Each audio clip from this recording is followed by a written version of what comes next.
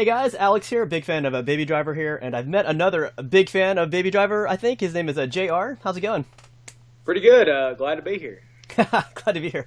And you recently reached out to me after I Yeah. recorded one of your winning auctions for the Baby Driver police charger. How'd that go? How'd that go? It went all right. I was definitely hoping to snap it within about the last minute, minute and a half, and I put down 3,000, and then I decided to up it a little bit more. So I ended up still getting it, only bidder. So. Yeah, how does that make you feel to be the only one bidding on that? Well, I think it was an intimidation factor because it was a cop car, and plus it was front end damage. But I'm also a mechanic, so I'm pretty sure I can fix up mechanically what it needs, and it'll be a nice driver.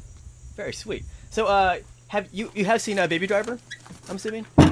Yes, and I'm going back Tuesday to see if I can determine where my car sits because mine is the hero car. Gotcha. Also, so when you were bidding on this, what was your biggest inspiration for bidding on this particular car? Well, I've always been really big into TV and movie cars. I've been a big fan of the Dukes of Hazzard practically all my life, and I was just about to buy a. It's a Crown Vic General Lee that they done at the Dukes Fest for a jump. But then when I saw that pop up, I thought, this is screen used. This is a 2011 Dodge Charger, and it's an unforgettable movie. I've got to have it. Oh heck yeah. What were your favorite cars in Baby Driver? Probably the Charger, and then I like the Caprice. The Caprice. Okay, very I cool. mean, just because it was old school. Yeah, that one's really old school. And so when you got your charger, like how did they like send it to you? Was it like in a big crate or something? No, they brought it down on a trailer, and it was pouring the rain, and the bullet holes and the driver's side window rolls up halfway, but it's cracked. So it was down the whole way from Alpharetta, Georgia, to where I live in southern Tennessee. Well, it had about an inch and a half of water standing in it. Oh my And gosh. yeah, so I was sitting there. I had to throw a tarp over it. As soon as it quit raining, I dried it out and crunk up, and it drove just fine. So, Oh yeah, that's my next question. How does a car drive? Like you driven it for a bit? I've driven it a little bit. I've also spun tires a little bit. Oh man. Well, the car, it's got a rev limiter in it up to 4,000. I'm assuming just so that stunt drivers couldn't exceed it and blow it up during filming. The one thing I don't like about it is the steering. It's a little messed up on it. I'm thinking it's either a tie rod end, definitely a front end alignment. Once I get that, it should just drive just fine.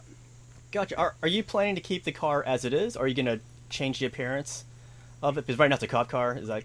Yeah. Well, legally in Tennessee, you're allowed to run a light bar cover, and as long as you cover up the word police, you can leave everything else. So I'm just going to create a magnet and a light bar cover, and then I can just take it on and off as I need to. Oh, that's a sweet deal. Are you gonna do like a little like a Baby Driver car museum? You can like have people come over and look at it. Well, I live practically in the middle of nowhere, so other than car shows and events, that's probably the only place it'll be taken.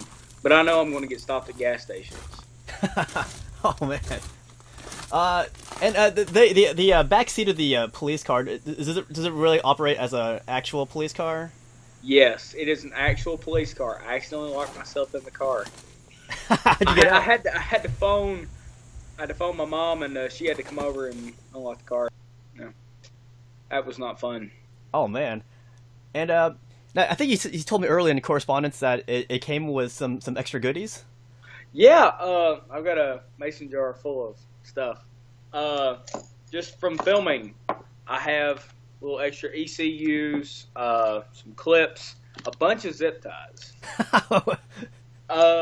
I have foam from the back seat because they had ripped it out to put a camera mount in there, and it's kind of. I got some seat foam. I've got some stripes, some glass, and a straw from the dash. Oh, sweet. Maybe Yeah, some. and I'm only presuming this has got to be, since it was a hero car, this has got to be Jon Hamm's Evian Natural Mineral Waters face spray. Oh, jeez. That's awesome. So that was sitting in the dash too, and I'm just gonna leave that as it is. Some crazy fan will probably want to buy it. So Heck yeah. I wonder if there's a way we can get some confirmation on that. Maybe a DNA test or something.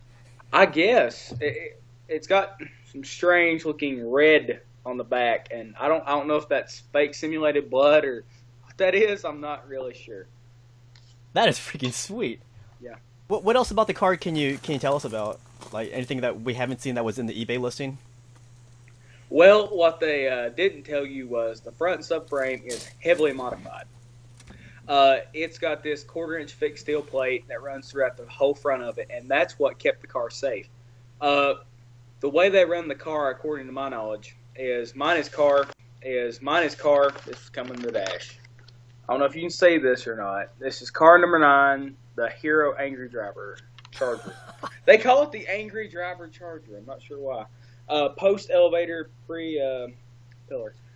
Well, what I'm assuming is after they filmed all the scenes with Jon Hamm, they used it as a stunt car because it's got car number 6 front fenders and hood.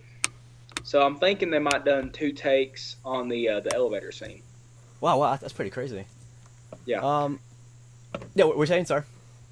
Oh, I was just gonna say the car. It does have a stunt e-brake in it. It's out on the left side. Yeah.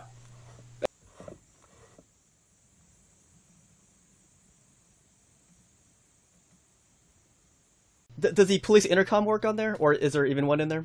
There is not. It's only one little switch on the dash, and when you flip it, the lights come on. No sound, no anything. I guess so that they could film audio and then add in the sound later.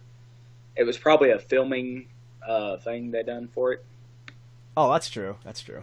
Yeah. So, did you have any aspirations into turning that into like a modern, generally? The idea has been thrown up, not by me though, but by other people. And I want to leave it the way it is. The only thing I am going to have to do is I am going to try to fix up the front end just a little bit. Gotcha. Because half of it's not even bolted on. Oh man, that's crazy. Well, thank you for your time. You want to add anything else to this interview that I haven't covered? Not that I can think of. The only thing I think that the Baby Driver fans should know is when they tell you it's a movie car, they don't tell you how much of the wiring is actually cut out. There is just wires all over the car that don't even go to anything. They cut all the sensors out, all the airbags don't work. Anything that wasn't for mechanical purposes is out. But the radio does work.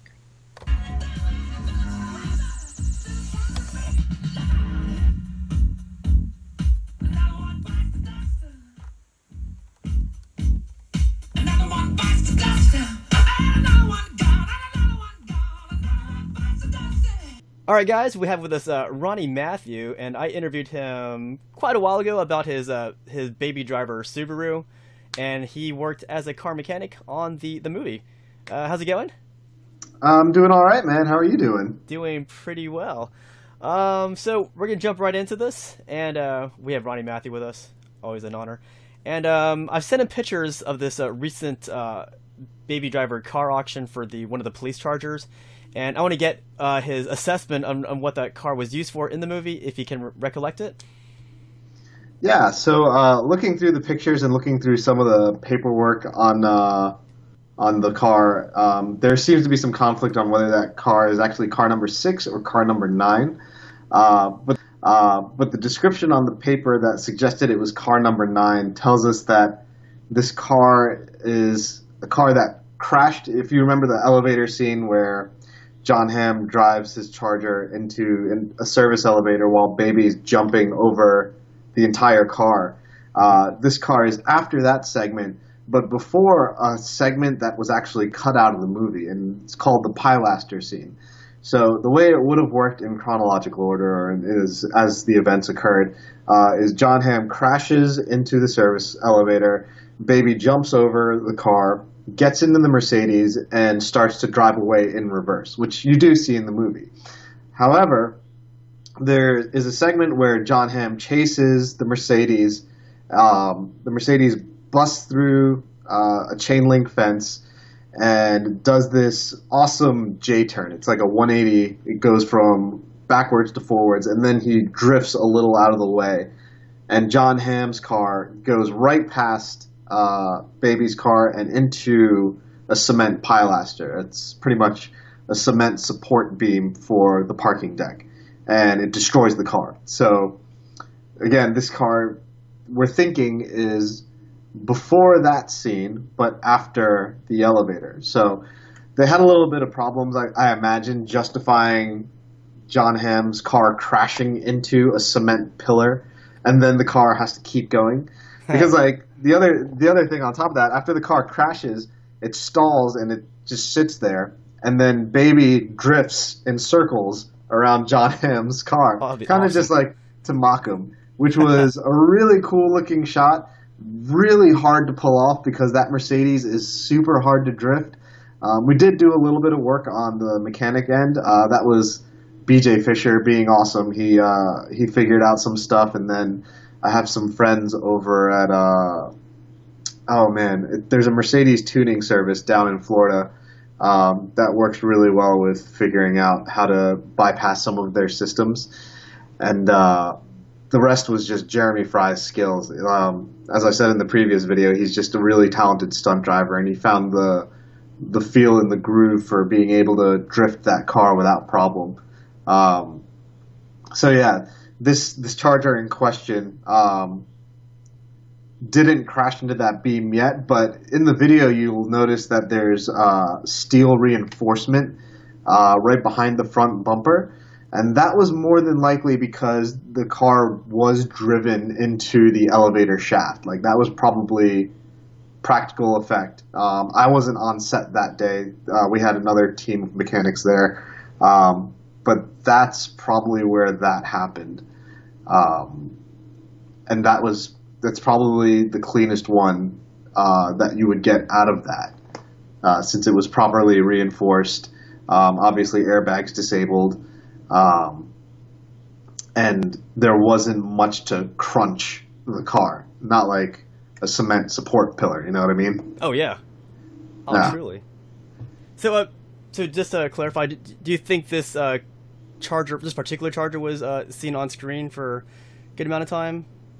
It very well may have been the car that you see in the trailer that's wow. crashing into the elevator shaft. We had a lot of Chargers. We had, at the very least, 10. We may have had up to 15 or 16. Jeez. There were just so many different phases and so many different stunts to execute that we needed multiples of each segment. So when we needed a clean Charger to just make a drive, we had 2 or 3 of those. When we needed a Charger to crash into the elevator shaft, that's another Charger. When we needed a Charger to drive after it pulled out of the elevator shaft, which, again, this car may be, that needs to be designed a certain way. And then once it crashes into the pilaster, the car actually crashing never survives. You can crash a car maybe 2 or 3 times at the most, and then it's pretty much unusable. So we need 2 or 3 cars that can crash into the pilaster, because once you crash one car, then you only have 1 or 2 left to actually drive. And then you go all the way up, and then you get to the K5 Blazer scene, where the Blazer and the Charger crash head to head.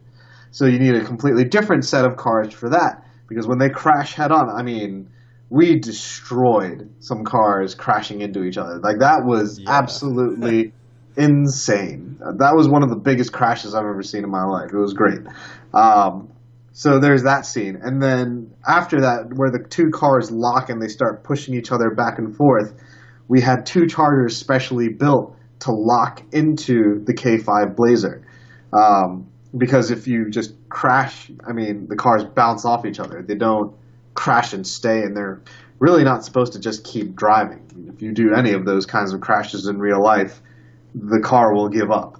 Like, you'll destroy every sensor. I think we actually broke the block on one of the crashes. Like, the engine block actually broke. I want to see that. Yeah, that was nuts. So for each of those segments, we need at least at least 2 cars to do the stunt, and then we need at least 2 cars after that stunt to transition into the next stunt. And since, reshoots are a thing and shooting schedules are always different, and you never know what you want until you see the footage you have, So, for example, if you take the car that crashed into the service elevator and you have art department build another charger or design another charger to look like it just crashed into the elevator shaft, that car cannot drive into the pilaster because it needs to be driven. Yeah. Because if that car was driven into the pilaster, then it's done. Like, you can't get any more shots with that car. So a lot of careful strategizing needed to take place in that kind of arena. But it's also why we had so many cars. Jeez, how many of those chargers do you think are still drivable? After you guys Not filmed many. Not many. 3, 4, maybe. Jeez. There was only one super clean one that had the full body and all that, and that's currently owned by one of the baby driver mechanics. Not me. I own the Subaru, but another guy on the team bought the Charger after the movie finished filming, and then every other one that still drives has some kind of artistic damage done to it. That's cool. Maybe we'll see more on eBay pop up, maybe? Possible. I mean, like, maybe some people just like, lawn pieces. I don't know. It's because the rest of them aren't going to drive as well as the one that this one person has. The one that the other mechanic has, and the one that you showed me, this car number 6 or 9, whatever it's arguably, it's probably going to be the cleanest ones you're going to see. The rest are just lawn darts. Gotcha. Oh, I had a question. On his police car, he noticed that the lights work, but there's no siren. Is there any reason for that? So sirens is kind of a tricky movie thing to deal with, because if you were to have a practical sound effect for a siren, then you would, 1, blow out everyone's ears because you're in close proximity.